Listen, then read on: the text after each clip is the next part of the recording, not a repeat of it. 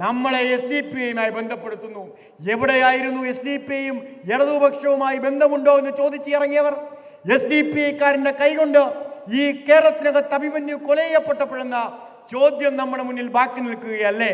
മഹാരാജാസിന്റെ മുന്നിൽ 2018 ജൂലൈ മാസം 1-ാം തീയതി രാത്രി ഒരു ചെറുപ്പക്കാരൻ കൊല ചെയ്യപ്പെടുമ്പോൾ ആ കൊലപാതകത്തിന് ഉത്തരവാദികളായി ഈ കേരളത്തിനകത്തെ ലക്ഷണമൊത്ത വർഗീയ ഭീകരവാദ സംഘടനയായ SDP-യുടെ പ്രവർത്തകരെ പ്രതികരിക്കപ്പെടുമ്പോൾ ആ കൊലപാതകത്തിലൊന്ന് അപലപിക്കാൻ ഈ കേരളത്തിനകത്തെ ഏതെങ്കിലും ഒരു കോൺഗ്രസ്സുകാരൻ, KSUക്കാരൻ തയ്യാറായിട്ടുണ്ടോ എന്ന് നാം പരിശോധിക്കേണ്ടതായിട്ടില്ലേ?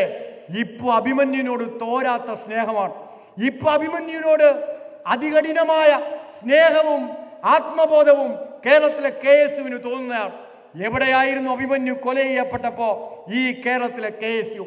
എവിടെയായിരുന്നു അഭിമന്യുവിന്റെ രക്തസാക്ഷിത്വം ഉണ്ടായപ്പോ ഈ കേരളത്തിനകത്തെ വലതുപക്ഷങ്ങളാകെയും കോൺഗ്രസും KSUവും ഉൾപ്പെടെ അന്ന് കൊലപാതകങ്ങൾക്കൊപ്പമാണ് അണിനിരുന്നതെന്ന് എനിക്കും നിങ്ങൾക്കും എങ്ങനെയാണ് മറക്കാൻ കഴിയുന്നത്?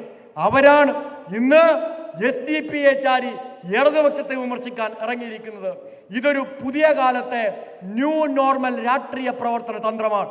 കള്ളം കയ്യോടെ പിടിക്കപ്പെടുമെന്ന് ബോധ്യപ്പെടുമ്പോൾ അപ്പുറത്ത് നിങ്ങളെ കള്ള എന്ന് വിളിക്കാൻ, നിങ്ങളുടെ കള്ളത്തരങ്ങൾ തുറന്നു കാണിക്കാൻ കെൽപ്പുള്ളൊരു എതിരാളി അപ്പുറത്തുണ്ടായാൽ ആ എതിരാളിക്ക് നേർ മുൻകൂട്ടി ആരോപണം ഉന്നയിക്കുക എന്ന ന്യൂ നോർമൽ രാഷ്ട്രീയത്തെയാണ് VD സതീശൻ നേതൃത്വം കൊടുക്കുന്ന കോൺഗ്രസ് ഈ കേരളത്തിനകത്ത് പയറ്റുന്നതെന്ന് നാം ബോധ്യപ്പെടേണ്ടതായിട്ടുണ്ട്.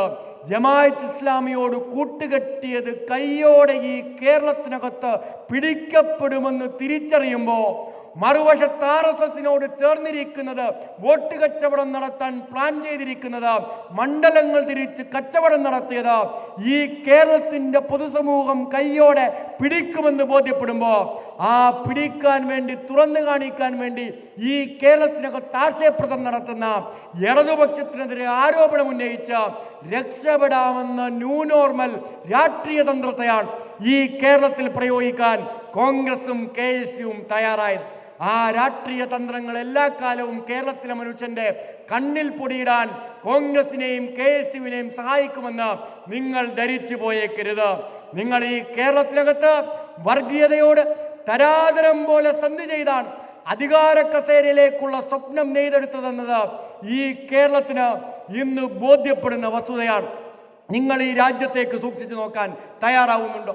നിങ്ങൾ ഈ രാജ്യത്ത് നിന്ന് ഉയർന്നു വരുന്ന പ്രതിസന്ധിയെ പറ്റി ഓർക്കാൻ തയ്യാറാവുന്നുണ്ടോ? ആ പ്രതിസന്ധിയെ അഡ്രസ് ചെയ്യാനുള്ള രാഷ്ട്രീയാർജവം ഈ കേരളത്തിനകത്തോ രാജ്യത്തോ കോൺഗ്രസോ KSUവോ കാണിക്കുന്നുണ്ടോ? മതന്യൂനപക്ഷങ്ങളെ തെരഞ്ഞുപിടിച്ച് അവരുടെ ജാതി നോക്കി, മതം നോക്കി, വർഗം നോക്കി, വർണ്ണം നോക്കി, ജീവിക്കുന്ന പശ്ചാത്തലം നോക്കി, വേഷം നോക്കി ആക്രമിക്കാൻ ഈ രാജ്യത്തിനകത്ത് വർഗീയവാദികൾ എല്ലാ അധികാരവും ഉപയോഗിച്ചു കൊണ്ടിരിക്കുകയാണ്. ഈ രാജ്യത്തിന്റെ മതനിരപേക്ഷതയെ, ജനാധിപത്യ ബോധത്തെ എങ്ങനെ ഇല്ലാതാക്കണമെന്ന് രാജ്യത്ത് ഭരിക്കുന്ന RSS ഗവേഷണം നടത്തിക്കൊണ്ടേയിരിക്കുകയാണ്. ഞാനും നിങ്ങളും പുസ്തകം കിട്ടുമ്പോൾ ആദ്യത്തെ പേജ് മറിക്കുമ്പോൾ കാണുന്ന ഇന്ത്യയുടെ പ്രിയാമ്പിളുണ്ട്. പ്രിയപ്പെട്ടവരെ, 9-ാം ക്ലാസിന്റെ പാഠപുസ്തകത്തിൽ നിന്ന് പ്രിയാമ്പിളിന്റെ ആശയത്തെ ഇന്ന് ഒഴിവാക്കാൻ NCERT തീരുമാനിച്ചിരിക്കുന്നു. എന്റെ പ്രിയാമ്പിളിനോട് രാജ്യം ഭരിക്കുന്നവർക്ക് ഇത്ര അസഹിഷ്ണുത ഉണ്ടാവുന്നത്? ആ പ്രിയാമ്പിളിൽ 2 വാക്കുകൾ ഉള്ളത് കൊണ്ടാണ്. ഒരു വാക്ക് സെക്യുലറിസമാണ്, മറ്റൊരു വാക്ക് സോഷ്യലിസമാണ്.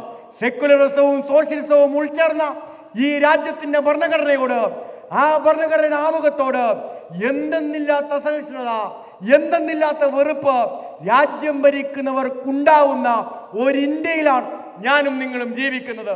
നമ്മുടെ ജീവിതത്തിൽ നിന്ന്, നമ്മുടെ രാഷ്ട്രീയത്തിൽ നിന്ന്, നമ്മുടെ ഭരണഘടനയിൽ നിന്ന്, നമ്മുടെ ജീവിത മൂല്യങ്ങളിൽ നിന്ന് മതനിരപേക്ഷതയെ, ജനാധിപത്യത്തെ, വിശാലമായ സോഷ്യലിസ്റ്റ് ബോധത്തെ എഴുതി തള്ളുക എന്നതാണ്, ഒഴിവാക്കുക എന്നതാണ് രാജ്യം ഭരിക്കുന്നവർ രാഷ്ട്രീയ തന്ത്രമെന്ന് നാം തിരിച്ചറിയേണ്ടതായിട്ടുണ്ട്.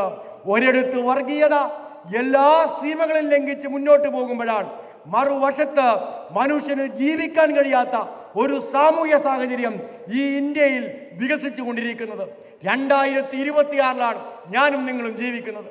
2026-ൽ ഞാനും നിങ്ങളും ജീവിക്കുമ്പോൾ ലോകത്തിലെ മൂന്നാമത്തെ സാമ്പത്തിക ശക്തിയായി എന്റെയും നിങ്ങളുടെയും രാജ്യം മാറിയെന്നാണ് RSSും BJPയും പറയുന്നത്.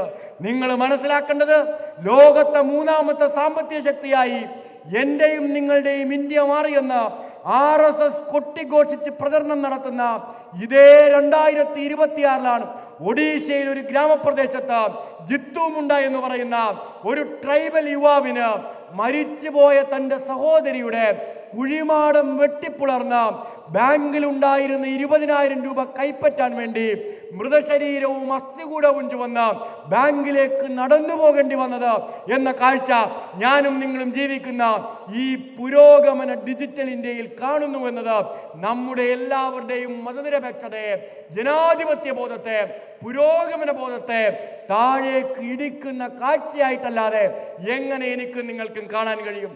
22 ലക്ഷം വിദ്യാർത്ഥികൾ എഴുതിയ നീറ്റ് പരീക്ഷ അട്ടിമറിച്ച് ആ വിദ്യാർത്ഥികൾക്ക് ജീവിക്കാൻ പോലും അവകാശമില്ലെന്ന് ചാപ്പുകുത്തി അവരുടെ ജീവിതത്തിന് മുകളിൽ കരുതൽ വീഴ്ത്തിയ ഒരു ഭരണകൂടം രാജ്യം ഭരിക്കുമ്പോൾ എങ്ങനെയാണ് നമ്മൾ ഈ രാജ്യത്ത് സുരക്ഷിതരാണെന്ന് നമുക്ക് കരുതാൻ കഴിയുക? ഈ വേളകളിൽ എവിടെയാണ് രാജ്യത്തെ കോൺഗ്രസിന്റെ പ്രതിഷേധം വരുന്നത്? ഈ വേളകളിൽ എവിടെയാണ് കേരളത്തിലെ KSUവിന്റെ രാഷ്ട്രീയ പ്രചരണം മുന്നോട്ട് വരുന്നത്? ഇടതുപക്ഷത്തെ ആക്രമിക്കുക എന്നത് മാത്രമാണ്, SFIയെ ആക്രമിക്കുക എന്നത് മാത്രമാണ്. ഇന്ന് കേരളത്തിനകത്ത് ഇടതുപക്ഷത്തിനെതിരായ രാഷ്ട്രീയ പ്രവർത്തനം നടത്തുന്ന KSUവിന്റെയും കോൺഗ്രസിന്റെയും ഏക രാഷ്ട്രീയ ലക്ഷ്യമെന്ന് നാം തിരിച്ചറിയേണ്ടതായിട്ടുണ്ട്. കേരളത്തിന്റെ നിയമസഭ പ്രധാനപ്പെട്ട നിയമനിർമ്മാണ സഭയാണ്.